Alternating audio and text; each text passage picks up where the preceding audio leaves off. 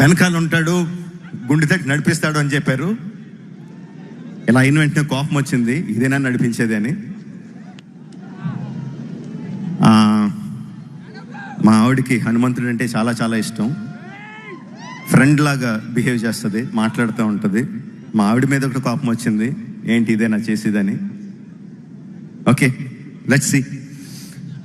Okay, coming to the point. నా చిన్నప్పటి నుంచి నేను చాలాసార్లు చెప్పాను, నాకు రామాయణం అన్నా మహాభారతం అన్నా నాకు చాలా ఇష్టం అని. మహాభారతం తీయడం నా డ్రీమ్ ప్రాజెక్ట్ అని ఆలోచిస్తూ ఉన్నాను. ఈ సినిమా మొదలుపెట్టినప్పుడు కూడా రామాయణంలో ఒక ముఖ్యమైన ఘట్టాన్ని తీస్తానని నేను అనుకోలేదు.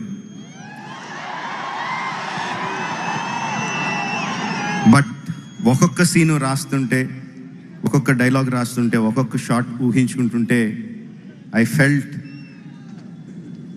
అంటే అదొక ఎథీరియల్, నేను నేల మీద నడవట్లేదు, ఎక్కడో గాలిలో ఉన్నానన్న ఫీలింగ్ వచ్చిందండి.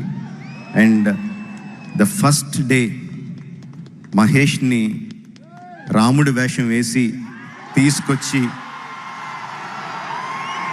ఫోటో షూట్ చేస్తుంటే ఐ హ్యాడ్ గూస్ బంప్స్.